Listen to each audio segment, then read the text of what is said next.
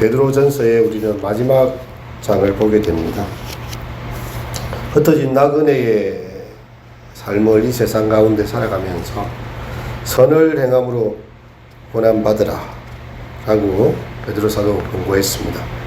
또 만물이 마지막이 가까운 때를 근신함으로 깨어 있으라 이렇게 베드로는 가르치고 있습니다. 마지막으로 이 5장에서는요 장로들에게 또 젊은이들에게 회중들에게 각각 필요한 태도를 가르치고 있어요. 베드로는 5장 1절에 보면 나는 함께 장로된 자요 그리스도의 고난의 증인이요 나타날 영광에 참여할 자다 이렇게 표현하고 있습니다. 사실 베드로는 자기를 소개할 때에 초대교회 수장으로 예수님의 그로부터 천국 열쇠를 받은 사도로 굉장히 자기를 높일 수도 있습니다. 초대교회에서 베드로만큼 그 지위가 확고한 사람이 어디 있겠습니까? 근데 그는요 너희 중에 장로된 자들에게 권고하노니 나는 함께 장로된 자다. 자기도 함께 장로된 자라고 자기의 눈높이를 그 초대교회 지도자들에게 맞추고 있는 것이죠. 예수님께서도 자신은 하나님의 아들로서 이렇게 모든 것에 대해서 다 말씀하신 때도 있습니다. 하지만 자신을 낮추신 때가 많아요. 내가 주와 선생이 되어 너희의 선생님이 돼서 너희의 발을 씻겼으니 너희도 서로 발을 씻기는 것이 옳으니라. 이렇게 해서 이 베드로는 아주 겸손한 마음으로 나는 함께 장로된 자로서 너희에게 권고한다 이렇게 이야기하면서 너희 중에 하나님의 양무리를 치되 억지로 하지 말고 하나님의 뜻을 따라 자원함으로 하며 이 더러운 이덕을 위하여 하지 말고 기꺼이 하며 맡은 자들에게 주장하는 자세를 하지 말고 양무리의 본이 되라 이렇게 이야기를 하고 있습니다. 이것은 교회 지도자들에게 주는 메시지입니다. 부득이함으로 자기가 직분을 맡았기 때문에 어쩔 수 없이 억지로 하지 말고 하나님의 뜻을 쫓아서 하라는 것이지요. 어떤 이들은 더러운 이덕, 자기에게 이득이 되기 때문에 하는 사람들이 있지만 그렇게 하지 말고 즐거운 뜻으로 하고 또 맡은 사람에게 그렇게 주장하듯이 억지로 끌어당기지 말고 도리어 자기가 양무리의 본인이 되라고 해요. 주장하는 것은 쉽습니다. 설교하는 건 어떻게 보면 쉬워요. 저도 27의 나이에 이렇게 캠퍼스에서 동아대학교 우리 대신동의 그 선교단체에서 설교하는 일부터 제가 23년을 설교를 하고 있지 않습니까? 어떻게 보면 설교는 쉽습니다. 하지만 학생들도 그렇고 교인들도 그렇고 이렇게 설교하는 자의 삶을 보는 거지 설교는 아주 부분적인 거예요. 베드로도 그걸 알고 있었습니다. 주장하는 자세로 아무리 말해봤자 듣지 않는다는 거죠. 그래서 장로들에게 함께 장로된 자들이 그렇게 얘기해요. 주장하는 자세를 하지 말고 네가 본이 되어라. 이만큼 무서운 말이 어디 있겠습니까? 제가 처음 사역했던 교회의 담임 목사님 은퇴하시고 지금 제주도 가 계신데요. 전도사 때 그런 이야기를 하셨어요. 설교를 하고 내려오셔가지고 하는 말이 설교가 정말 힘들다는 이야기를 하셨어요. 설교 내용이 힘들다는 게 아니라요. 내가 한 그 말로 사람들이 나를 본다는 거죠. 그러니까 얼마나 힘든 일이에요. 말씀을 듣는 자리에서는 그 말씀 내가 따라 살아야지 하고 이렇게 하면 되는데 설교하는 저 목사님은 저대로 살고 있는가 이렇게 보고 있기 때문에 정말 설교하는 대로 살아야 되기 때문에 정말 이게 힘든 자리다라고 이야기를 했습니다. 하지만 이것이 또 설교자요 교회의 장로들이요 앞에 지도자 된 자들이 자세이기도 합니다. 주장하는 자세로 이렇게 하지 말고 네가 본이 되어라. 너의 모습만큼 사람들이 자라옵니다. 이 베드로가 하는 말이죠. 그리고 4절에 보면 그리하면 목자장이 나타나실 때에 시들지 않은 영광의 관을 얻으리라. 그래서 우리는 양무리를 맡은 작은 목동일 뿐이지만 정말 목자장이 되신 예수님께서 나타나실 그때는 그 수고로움에 대해서 영광의 관을 얻게 될 것이다. 더러운 이덕을 위해서 하지 않고 이렇게 억지로 하지 않고 정말 하나님의 뜻을 쫓아서 양무리의 본이 되는 이 장로들에게 그런 은혜가 있을 것이다 라고 이야기합니다. 게네사렛 호숫가에서 내 양을 치라고 하신 주님의 음성을 베드로는 떠올렸을 거예요. 예수님을 배반하고 떠났고 부인하고 떠났습니다. 예수님께서 숯불을 다 얹어 놓으시고 우리 같으면 예수님이 아침 상을 직접 준비를 해주신 거예요. 이렇게. 그리고 제자들을 불러서 베드로가 특별히 와 있으니까 물으셨지요. 요한의 아들 시몬아, 내가 나를 사랑하느냐? 내가 주를 사랑한 줄 주께서 아시나이다. 내 양무리를 먹여라. 양무리를 치라. 이렇게 예수님 말씀하셨잖아요. 이게 5장 2절에 나온 대로 하나님의 양무리를 맡았다는 거예요. 예수님께서 나에게도 양을 치라고 하셨고 먹이라 하셨는데 너희 장로된 초대교회의 다른 장로들, 함께 장로된 자들도 다 그렇게 양무리를 맡은 자들과 똑같다.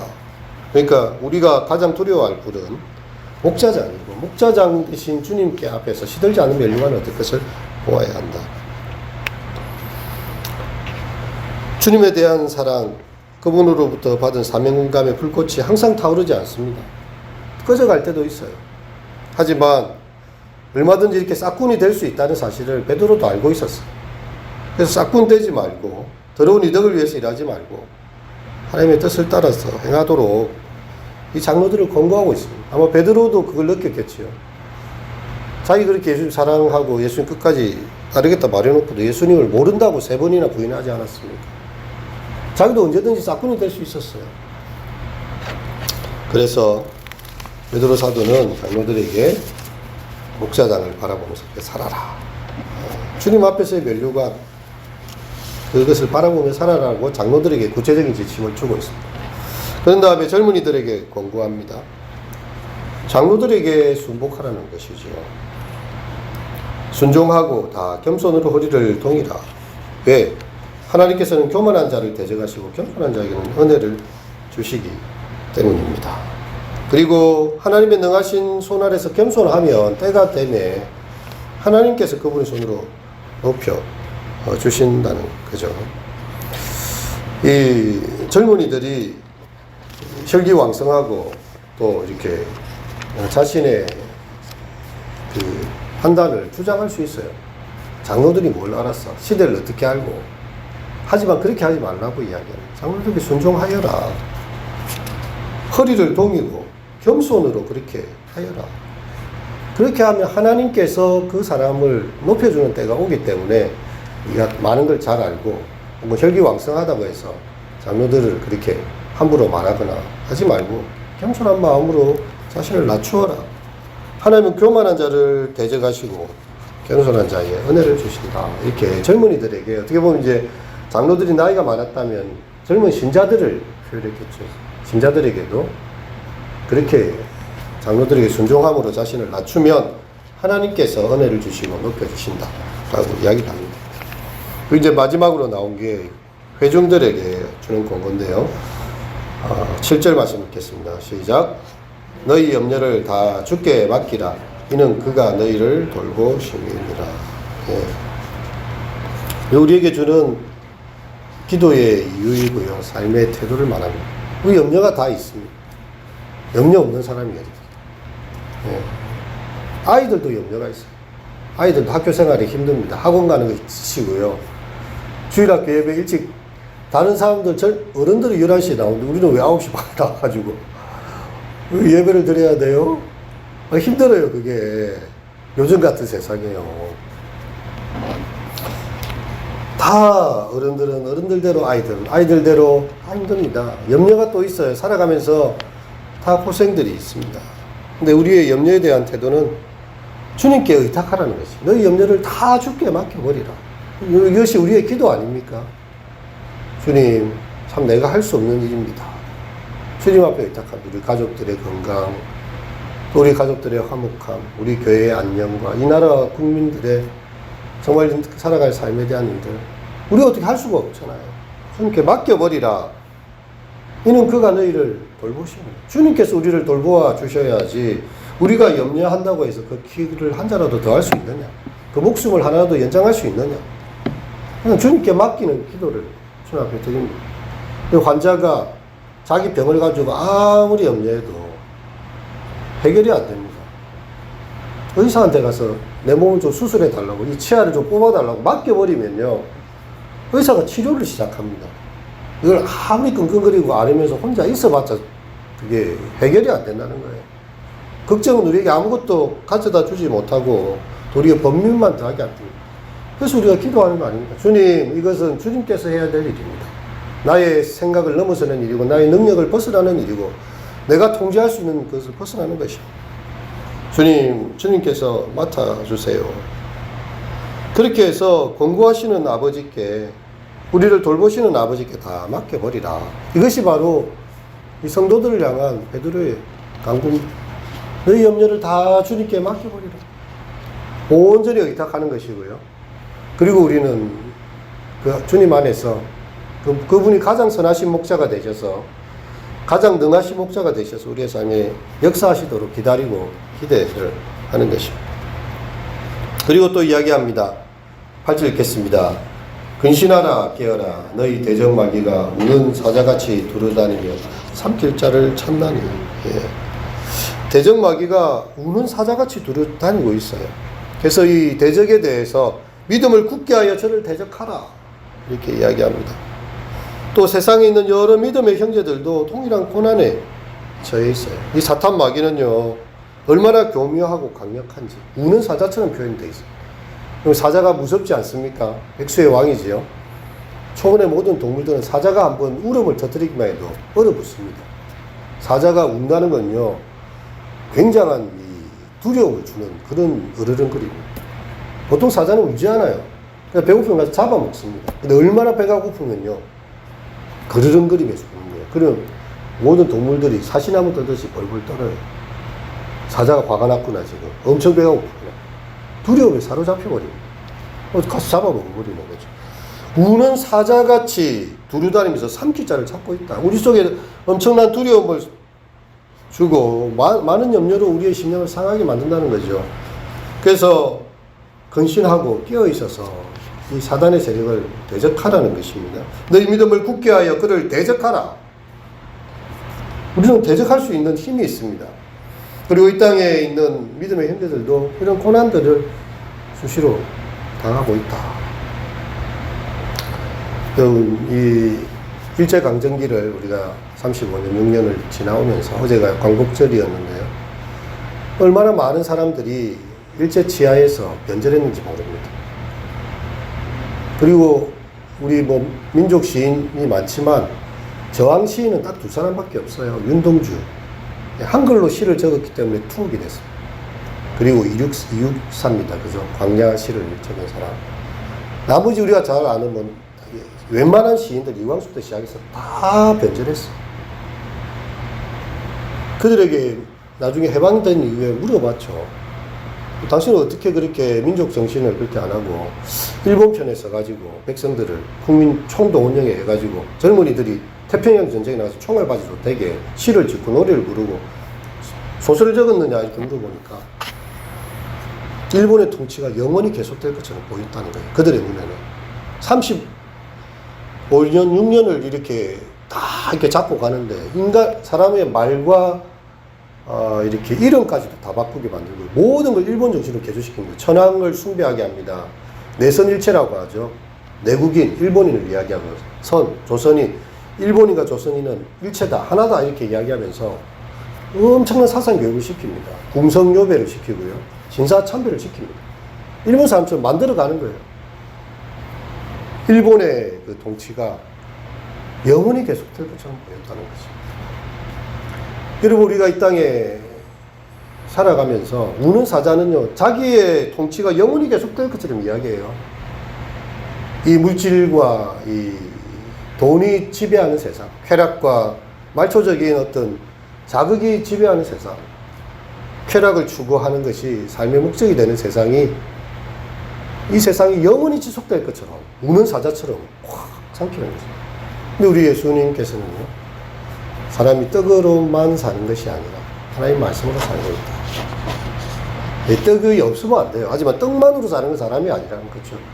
우리가 하나님의 백성으로 먼저 그의 나라와 그의 의를 구하도록 이야기해주고 있습니다.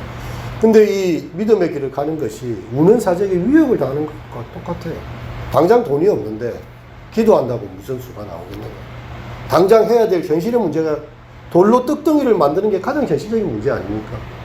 예수님께 사단이 사단 같은 유혹을 하는 거죠. 우리의 눈에 정말 필요한 것입니다. 돌로 떡덩이를 만들어야 돼요.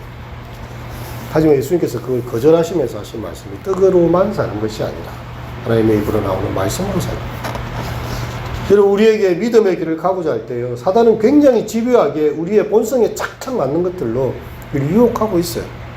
교회 안 나온 사람들이 잘 나오다가 왜 안 나옵니까? 자기의 필요를 주님께서 채워주지 않았다는 거예요. 기도했는데 기도를 응답하지 않더라는 거죠. 자기가 원하는 대로 물질적인 필요나 뭐 병이나 길을 기도하고, 자기 중심으로 생각했을 때 기도했는데 뭐가 있었느냐, 열심히 가서 했는데. 근데 어떤 사람들은 그렇게 믿음에 좌절하지만 신앙의 사람들은 또 끝까지 기도합니다. 이루어 주실 때까지 포기하지 않고 마침내 또 응답을 받게 되는 거죠. 우리는 이런 고난의 환경에 있습니다. 10절에 함께 읽겠습니다. 모든 은혜의 하나님 곧 그리스도 안에서 너희를 부르사 자기의 영원한 영광에 들어가게 하시니가 잠깐 고난을 당한 너희를 친히 온전하게 하시며 굳게 하시며 강하게 하시며 털을 견고하게 하시리라. 베드로가 이야기해 주는 거예요. 너희에게 참 고난이 있다. 하지만 이 고난은 영원한 영광에 위해서는 잠깐 지나는 고난이다. 그래서 영원한 영광을 바라보면서 이 잠깐의 고난을 견디어라. 마치 광복군들이 이제 이 나라가 곧 광복이 되고 다시 돌아갈 것이기 때문에 우리 잠시의 고난을 견디면서 전투하면서 일본군하고 싸우자 이렇게 하면서 그렇게 자기의 시간들을 깨워서 살았죠. 많은 사람들이 친일파로 돌아서고 일본에게 빌붙어야 땅이라도 한 평 얻고 돈이라도 좀 받습니다. 예, 이렇게 광복군에 들어가면요, 이 범죄자가 돼요. 김구 선생, 예, 우리가 잘 아는, 우리 있지 않습니까? 그런 유명한 사람들, 도산 안창호나 뭐 윤봉길 의사나 뭐 우리 다 그 안중근 의사나 현상금 걸린 사람들이에요. 그 당시에는. 왜냐하면 집과 가정을 돌아보지 않고 나라의 독립을 위해서 싸웠던 사람들이에요. 일본 입장에서 눈에 가시죠. 근데 일본의 통치는 영원하지 않았고 잠깐에 지나갔습니다. 그 독립 투사들이 다시 한국으로 돌아오게 되는 그런 장면이 있는 것처럼 우리가 바라봐야 될 것은 영원한 천국이지 잠깐의 고난에 굴복하지 말고 깨어있으라는 그런 것입니다. 근데 이것이 우리의 힘만으로 되지 않아요. 그래서 은혜의 하나님께서 우리를 부르셔서 이렇게 영원한 영광에 들어가게 하신 그분이 너희를 친히 온전하게 하시고 굳건하게 하시고 강하게 하시고 틀을 견고하게 하시리라. 그렇게 해서 우리 주님을 바라본 하나님의 은혜로 말미암아 고난의 환경을 이겨내라고 이야기하고 있는 것입니다. 잠시 기도드리도록 하겠습니다. 너희 염려를 다 주께 맡기라. 근신하라 깨어라 하신 베드로서의 말씀을 저희가 보게 됩니다. 우리가 나그네 길, 주여 순례자의 길을 가는 동안에 사단마귀는 우는 사자처럼 우리를 장기자를 두루찾고 우리의 믿음을 연약하게 할 때가 많습니다. 세상에 따라 변절하게 만들고 믿음을 포기하게 만들 때도 있습니다. 하지만 영원한 영광을 우리에게 허락하신 그 주님을 기억하며 잠깐 고난의 이 시간들을 견뎌내고 주여 우리가 주님 앞에 염려를 맡기고 정말 우리를 온전케 하시고 강하게 하시며 틀을 견고케 하실 그 주님의 도우심을 바라보며 믿음의 여정을 끝까지 승리하며 나아가는 우리 모든 성도들이 되게 하소서. 예수님의 이름으로 기도드립니다. 아멘. 찬송가 484장 내 마음의 주여 소망이 되소서.